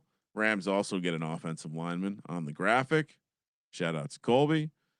I mean, now if they do it in this game, I think we have to acknowledge it may be somewhat real. No, I mean their offense has been pretty good. I would love to see what Dolphins. I would love to see what the conversation was if the Broncos didn't get called for leverage on that 60-yard field goal, because then it would be like 2-1. Okay, but now your wins are against the Titans and the Dolphins, probably the 2 worst teams, and it would be the worst teams. Yeah, it would be a slightly different conversation. The Colts are averaging 50.3 yards per drive, 10 more than any other team, and the most for any offense in weeks 1 through 3 in this millennium. Daniel Jones now this is interesting. Daniel Jones has targeted his first read on 82% of the attempts. That to me is like, okay. I said this on last week's episode. Just wait till he has to get to the second read. Well, and I would say this too. The Rams defense, I thought Saquon was going to eat against them. They actually did a pretty good job slowing down the run. Jared Verse is awesome. He'd be a great fit in Philly if they don't want to sign him. Now Rams do have the look ahead spot for Thursday. I just think again, I'm going to fade teams that are 3-0 that are a little skeptical in my mind. And the Rams, they're coming off a game where, you know, they got conservative there in the second half. They let the Eagles get back into it. So I think they're going to be super hungry. And going back to, I mean, Rams under McVay, 28-19 and 4 ATS after a loss. Like McVay, as much as he gets cute, he overthinks things. He was throwing the ball way too much on 3rd and short. Gets settled for way too many field goals. Should have been more aggressive. It's weird. He was aggressive in some of the 3rd and 4th down play calls or going for it, but then settling for so many of the field goals as well in the second half. I think this is a game that the Rams are really going to be up for. So I like the Rams a lot here. I know Colts got me week 1, but yeah, I think this is a good spot for the Rams. Colts playing so well prevents it from being a now I know we probably didn't say this about the Niners Jags game, but I do think that the way I think to me the situation is different because if the Rams had beat Philly and they're feeling fat and happy, I think maybe you could talk, but the Rams I don't know if you watched any of those. They were pissed off about that loss. No, I'm just saying, like, you could very much see the idea that this could be a look ahead spot if the Colts came into this game like 0-3 or 1-2 and weren't very good. Yeah. But the fact that they're stealing all these headlines, they're undefeated. They're playing. If the Colts lose this game, that no one's gonna give a shit. They'll still be excited about being 3-1. Yeah, it's. I mean, to your point, I think like some of the numbers, even separate. Like the Colts are separate. Like the Colts first read. We have data on everything now. The Colts first read is separating more than like 2x the number 2 team. It's there. Steichen heard people challenging his job, and he's dominated. Yeah, it's all coaching, and it's going to come to an end soon. You lay the 3.5. You don't take it unless you're betting on the Jags. Game 3 in the afternoon window. Sean, we're going to have a bunch of Bears fans out in Vegas, I would imagine. I mean, it probably more likely if it was later in the year, maybe not, but there will be Bears fans at the Circa. I can already see it. This one is a pick. Vegas -110, Bears -110. 47.5 is the total. You said I had to downgrade my Raiders, my Las Vegas Raiders rating, and I do we upgrade the Bears or is it just a product of playing the Cowboys? Slight upgrade because I don't think they're. You know what this feels like to me? This feels like one of those spots, like the Panthers spot, or more like the Browns spot, where you have a situation where they were always going to look good against the Cowboys. Now they're taking to the road. Yeah. And I'm trying to downgrade the Raiders as I think about this, but why are the Bears getting this kind of respect on the number? Why is this not 3? Well, it's like they're both bad teams. Yeah. I don't think they're going to have the home field. I think there's going to be a shit ton of drunk Chicago Bears fans in Vegas. For the game. So I think not having the home crowd impacts your home field advantage. Sure. I just, I think that you would have to give me points for me to take Caleb Williams on the road. That's certainly fair. But have you been following Pete Carroll's son, the O-line coach? He benched this guy and all these Raiders fans are super pissed. I tried to tell you, Chip Kelly would fuck up a wet dream. All the Raiders fans are mad. They said Ashton Jeanty is struggling this season because Chip Kelly made him change his stance. No, Chip Kelly said it's 3 inches. I don't think it's a big deal. That's what she said. But Chip Kelly will fuck things up. I tried to warn you guys about Chip Kelly. I go, oh, Ashton GT, the Raiders offensive line is getting destroyed. Yeah. And GT, you got guys calling him a bust already. Ryan Clark, which I don't agree with, but I do agree it's looked really bad for Genie because the offensive lines looks bad. Ryan Clark and his fucking pins that he wears. Michael Mayer in the concussion protocol. He didn't practice. Now Colson Loveland's probably out for the. I think you can. I mean, Mariota lit up this Raiders defense. Now some of that was a situation spot. You get Raiders team off a loss. I understand it, but I think Caleb got his zest back. He got his mojo back. I'm gonna take the Bears here at a pick. So here's what I would say here. The Bears have not exactly been good against the run. And so, I mean, we saw it on display against the Detroit Lions. Obviously, Vegas has been bad. Chicago has been bad. I'll be curious to see if this is a game where maybe they can't get right a little bit. And the second, the relative cluster injury in the secondary for the Bears, I certainly like the idea of. I mean, we saw Trey Tucker last week, but I like the idea of Geno continuing to have some success down the field. So I will, and I think again, we like I maybe I got to downgrade the Raiders a little bit, but I probably have to upgrade the Commanders too, which as gross as that is. But yeah, I'm taking the Raiders. I can't Raiders. I don't. Yeah, I don't think much changed in the second game. Other than just they were playing a much inferior defense that didn't adjust. We talked about this. Caleb was going to be good when the defense wasn't adjusting. Yeah, and have you seen this Raiders team adjust at all? I think Pete Carroll and that defense will have a better plan than Matt Eberflus. I think Pete Carroll's getting up there a little bit, Ryan. You know, the desert life. You get a little. Well, all the stars go to Vegas to retire. He's just doing his residency. Yeah, he's him and Celine Dion just riding it out, cashing a paycheck. I would love to bump into him at the craps table. Come on, coach. Let's throw some dice. Geno sucks. And Caleb, I like what I saw out of Caleb. I'm taking the Bears here. Sean, Eberflus didn't. Russ looked great too. Yeah, God. That's true. That defense is the worst. But also Caleb had Bland moments. is back. Caleb had moments where he looked pretty good against the Vikings, and then it unraveled a little bit. Caleb in a dome is his ideal setting. Are they scripting all the plays? Can you confirm that they're scripting all the plays? It looked pretty scripted. They're on. Come on, that was at home. Now they're on the road. Game number 4. Yeah. So this is another one probably not making the lock bucket. Game 4. America's game of the week. Wow. He chooses Ray Lewis for the Baltimore Ravens as they head to Kansas City to take on the Chiefs. Chiefs are 2.5 point home dogs, minus 140. No, sorry. Chiefs are plus 125. Ravens minus 145. 48.5 is the total.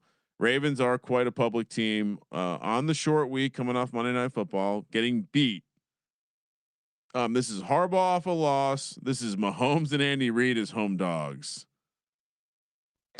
And this is a Chiefs team that's just flat out not that good right now. We discussed this early in the year.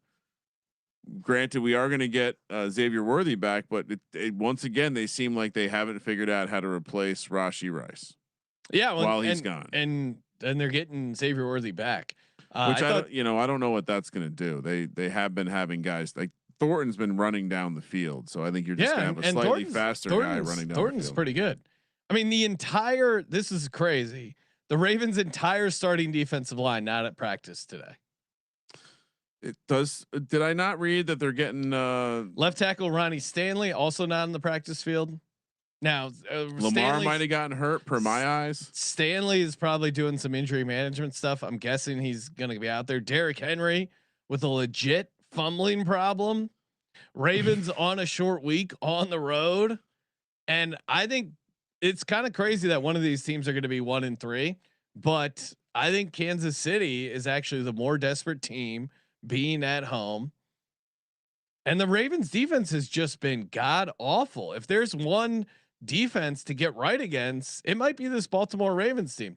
I don't think the Chiefs can run the ball the same way the Lions Ken. And, Okay. and same with the Bills. Ravens were at home, Ryan, and they got pushed around. And the Lions might be really fucking good. Sure, but you're seeing some weird stuff out of Harbaugh. What they're doing, the play calling. They got really cute having Derrick Henry throw the ball in the red zone there. Greg Roman's on the Chargers. Sorry, Todd Monken gets cute in the red zone sometimes. Now, to your point, Ravens have been good after a loss. ATS, I understand that. I mean, to your other point, you mentioned Mahomes as a dog. They're both pretty strong angles. But yeah, I'm all over the Chiefs here. I think this is a great spot for the Chiefs at home. This is a nice bounce back spot for them. I think they're going to be able to move the ball against the Ravens. I think Mahomes, if need be, he's going to run the rock. He's shown he doesn't care. Whatever it takes. Showtime, Mahomes. He's going to get it done.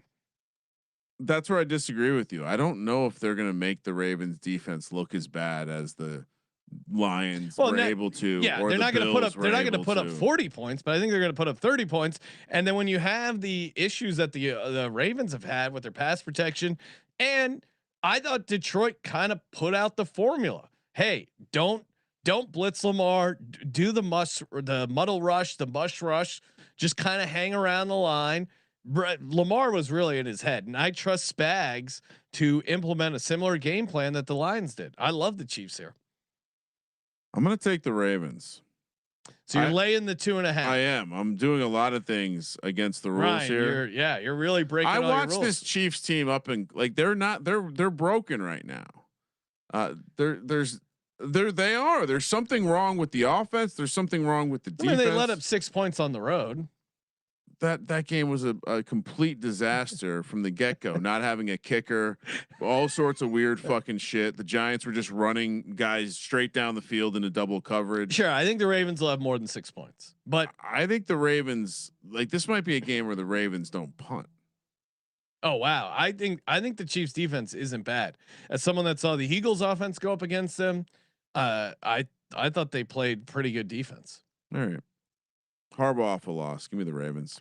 Mahomes is a dog is equally. Yeah, I know. And I'm just telling you, this team's broken. Well, the Ravens?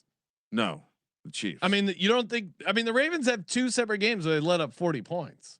Yeah, that doesn't against scare the you. Lions and the Bills. Sure, but don't you Chiefs think don't have that kind of firepower? Right, but don't you think that speaks to their defense? Sure. But I think they can still. I think it's going to be another track meet, and the Ravens will win that track meet. Okay. Sunday Night Football, little bit of a, I mean, God, they're the TV, the media is gonna love this. Micah Parsons taking on Kenny Clark, the Green Bay Packers, the Dallas Cowboys, already kind of an old timey great rivalry, good jersey matchup. Just kidding, the Cowboys star is disgusting. Packers back-to-back road spot. That is a disgusting. Everyone's betting on them too. No one's betting on the Cowboys. Laying 7 here on the road in Big D. Minus 325 for the Packers. Dallas plus 270. 47's the total. This offense really looked bad once CeeDee Lamb went out. He will not be in this game. I think that's where the handicap starts and ends for me. I know there's some tackle issues for the Packers, which the Giants didn't have a hard time blocking up this edge rush group. So I'm not really concerned. I mean, about Russell Wilson threw for 450 yards. Caleb Williams just went off. He doesn't adjust. Jordan Love's going to look great in this game. He is. He's going to look great in this game. And CeeDee Lamb being out. Yeah. He was 28% of their receiving yards. No, I mean, that was the only thing they could do. Now, granted, they'll have a week to scheme without him, but when he went out, no, that was the end of the offense being used. This strikes me as the kind of game where Dak's going to throw. Who are they going to throw it to? It's going to be like a tight end's going to have 12 catches. Like each catch is going to be like 5 yards down the field. So if you're playing DFS, and the Packers defense, I thought's been really good. Now, obviously, there was the little look ahead aspect in that Browns game, and the defense let him down. But they still held the Browns at 13 points, and 3 of those points were basically gifted off that block field goal. They held the Commanders to 18 points, and some of that was even a little bit garbage. They held the Lions at 13 points. I mean, Dallas, they're going to get like 14 points. And the Packers, Love has done well here in Dallas. And the Cowboys, they're dealing with Tyler Booker and the center Cooper Beebe on the injury report. Micah's gonna have a smash game. It's all chalk obvious analysis, but how do I disagree with it? What's the cute angle? The Cowboys have allowed 900 yards passing. You put it in a teaser.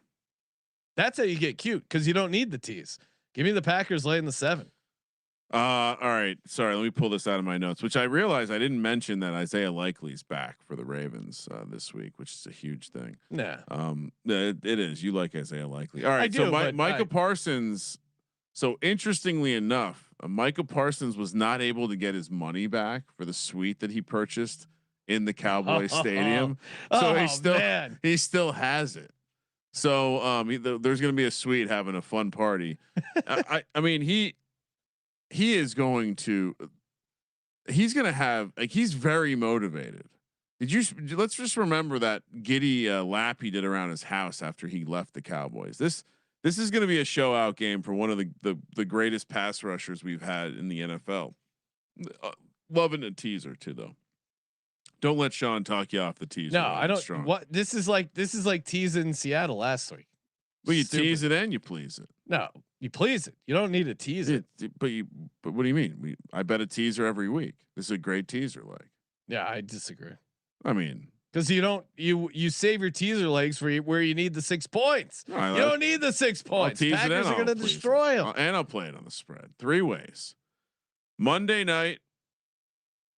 This is 2 Monday night games, and they managed to find some very interesting matchups here. Jets on a back-to-back road spot taking on the Dolphins, who are coming off Thursday night football. So a little added rest here.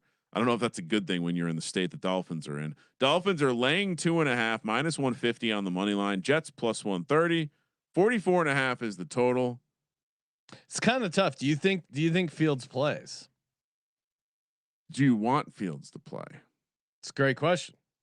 I mean, do you like the team better? Because last week with Tyrod and the passing game doing a little bit more. He did throw a pick 6. Yeah, they played they looked better than the Steelers passing game did against the Bills. Now they were playing a different team. Yeah. I understand that. I would also imagine that Justin Fields clears concussion. Justin Fields had some good stuff with Garrett Wilson going in that first game, and again, I think they were just completely outmatched against the Bills. It would have been interesting to see him against that Tampa team in general, and see what he did there. Maybe he doesn't throw that pick 6. Miami Dolphins pass defense 41.1% success rate, the worst in the National Football League. Miami is coming off a little extra rest, but does that help Miami? Because I thought what I saw Thursday night was like a kitchen sink game against the Bills. Like, hey, this is a get up spot. Everyone thinks we suck. We're gonna prove them. You're huge dogs on prime time, and then you still end up losing. And now it's 10 days of just, what do we do about Tua? What's Tyreek? Sauce Gardner should do a decent job slowing down Tyreek. I do think Breece Hall is a pretty good game. He is a nice matchup. Now Quincy Williams is out for the Jets.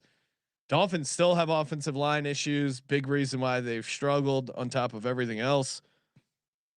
I don't know, man. If Tyrod plays, he's been great as a dog. If I knew Tyrod was playing Tyrod, I think I'd lock this in or feel at least pretty good about it. Tua, he's done very well against the Jets. 5-0 straight up, 3-2 ATS, but he's done horrible in prime time. 5-10 straight up in prime time. 5-10 straight up and ATS in those games. So he is not prime time. Man, I think Fields, it's a tough one. Fields, last time he played the Dolphins, he was a member of the Bears. Yeah, he went 17 for 28 for 123 passing yards, but 3 touchdowns. Yeah. And he ran the ball 15 times for 178 yards and a touchdown. I'm going Jets because I think it's either A, Fields is back and he is just going to run like a man with his hair on fire, or Tyrod steers the ship and gets it done as a dog. So I kind of like both those scenarios. Then Miami is a favorite. Yeah, this is a tricky spot for me too, because like what has happened? I mean, I saw Aaron Glenn like doing some hilarious like dance walking. Like they're invested still. Yeah, This they're playing Dolphins for him. team, I don't think I can back. I hate that this is a standalone game. The touchdown market's going to be fun. I'm glad that we'll be doing Tag Ovalia. I'm glad quarterback. Damn it. I'm glad we're Why do you always step on it? The whole reason it's funny is because he pauses in between the quarterback. And Tua Tag Ovalia, Ovalia, the quarterback. He's so proud he nailed it. Yeah, I think I'll. Do you think this gets to 3? There has been some support for the Dolphins in the market. I don't know. Which doesn't make any sense. I mean, what if Justin Fields is playing? Do they bother moving the number? I don't think so. Yeah, probably not. Yeah. Let's see. 90% of the handle at the Circa is on the Dolphins. What do we not know? Sharps. Power ratings. Yeah, we're both on the Jets. Monday night football game. So the first one 4:15 p.m. The second one's at 5:15 p.m. So you got a little 2-screen experience for the Bengals and the Broncos. Steve Atwater on the slide. That's pretty sweet. Very nice. Anthony Munoz. Very nice. Bengals on a back-to-back road spot here, and they are our third close your eyes special this week. Now, Sean, we've been doing the show for a long time. It's not often you get 3 close your eyes specials in 1 week. Bengals catching 7.5 here, plus 320 on the money line. Broncos minus 395. 44.5 is the total. You know, it's making the rounds, but Bo Nix is not grading out very well on PFF so far. Whether or not you agree. No, but I think that thing that the guy screenshotted was like not the. No, it's true. The column that had numbers was just a different. Oh, okay. Yeah, I went. I mean, if you go to PFF, you can see he's grading out very poorly. I mean, he's not playing well. He's not the 32nd quarterback. That is crazy. He's not the worst quarterback in the league. I can tell you a bunch of quarterbacks that are playing worse than him. And this Broncos team, yeah, they're 1-2, but they've trailed a total of 0 seconds in the fourth quarter of this season, and somehow they're 1-2. I liked what I saw against them in the Chargers. The Chargers definitely off to a better start than I would have imagined. And then that Colts game, they had that game in hand, and the leverage play, which they decided to call it a 60-yard field goal. Otherwise, they would be 2-1 and feeling pretty good about their season. This Bengals team, yes, it's certainly a bounce back spot for the Bengals, but now you have Jake Browning going on the road. The video of Jamar Chase just olaying and not looking to block at all during that game, just totally avoiding contact. I think Zach Taylor's got to worry a little bit about this Bengals team quitting on him. I know it's early in the season. Chase Brown has done shit on the ground, 47 carries, 93 yards. He has negative 54 yards before contact, which is insane. Well, they're worse than they have a worse adjusted line yards and the yards before contact than the Raiders. Yeah. They're the one team that's worse than them. Yeah. And I think Nick Bonito, the guy has just looked awesome. He's an interesting play, defensive player of the year. Probably doesn't get there. He's sitting there at 15-1, but I think he's going to eat against this Bengals offensive line. And, you know, Browning had some good moments. That other time he went on a bit of a run, but I don't know, man. It's that looked really rough against the Vikings. Yeah, it did, and that's why I'm going to take the. This is way too many points for Bo Nix. I mean, so maybe not 32nd, but if you look at adjusted EPA, 25th. If you look at the composite with CPOE, it's 24th. He's certainly not playing good ball, and I think in general, I think a bad defense can survive against this Broncos team. So I can't lay 7.5 with Bo Nix. Yeah, I get it. I mean, Surtain hasn't looked great, but and I continue to go to the church at the Close Your Eyes special. Very easy. Have fun. I think very easy. I think Broncos roll 30-20. Give me the Broncos. Laying the 7.5. I get the case for the Bengals though. Time for the Lock Dog and Tease, brought to you by MyBookie.ag. Promo code SGPN. Head over there. Get a 100% bet back bonus up to $500. Kramer, I guess I should start because last week we had a nice run on the locks and dogs. Did you want to light the candle first, or what do you mean? Face north.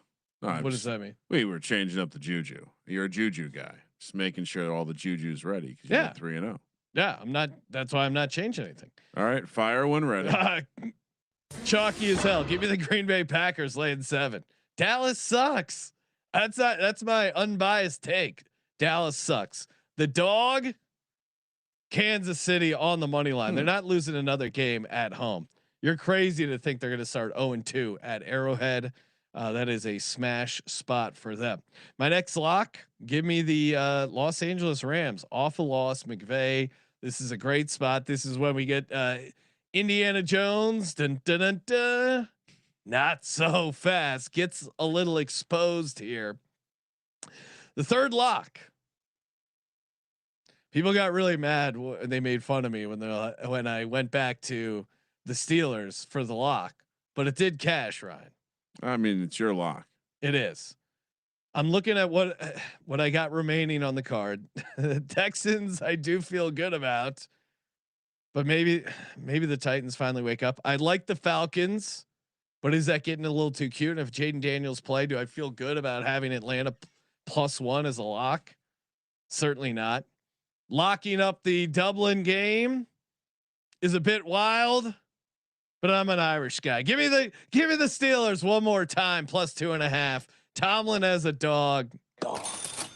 Kramer, for my tease. Tease is a interesting week. Now Houston in a tease. That's what you do. That's Houston, a nice teaser. Houston -1. We'll also put. Yeah, you can put Buffalo in a tease. Down to 9.5. That's a beauty of a tease. And then for the last leg, give me Denver -1.5. So lock Green Bay, lock Rams -3.5, lock Steelers +2.5, dog Chiefs on the money line tease, Houston -1, Buffalo -9.5, Broncos laying the 1.5. Kramer, you're up. Lions -9. Oh, did not see that coming, but I like it. Yeah, we've seen this story with the Browns before. I'm also on the Rams -3.5. Very much a smash spot. Smash. And yeah, I think you mentioned Atlanta.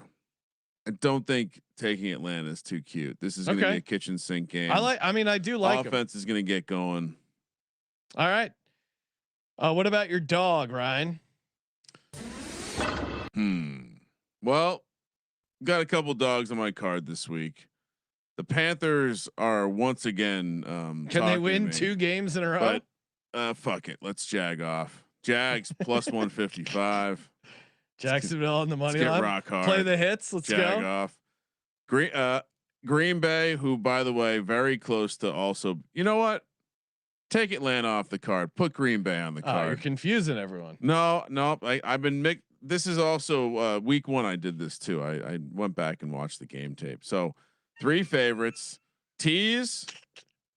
I'm the one with the juju, but keep going. Green Bay -1. Houston -1. And let's you know what? We'll take it. We'll see. We'll use Atlanta, but we'll take it up to 7. Okay. So for our circa millions, we have Detroit -9. We have a Rams -3.5, which you copied me on. You also went first. You also copied me on Packers -7. I wasn't going to get off a good spot. So then we'll add Pittsburgh +2.5. So those are our 4 consensus locks. Atlanta was close to being a lock. They were briefly your lock for let's 20 put seconds. Put Atlanta on there. Okay. Atlanta +1. And there's a chance we're going against the dead number, so we'll have leverage on the field, which is always important. That's what we need. And Ryan, our Circa Survivor play. We are sticking to our grid, and we're doing the Buffalo Bills, correct? Yes. Okay. Should I show the grid on the screen? Sure. I want to try and remember where else we zig and zag. Not to get ahead of ourselves. We're taking it one game at a time. Is there any?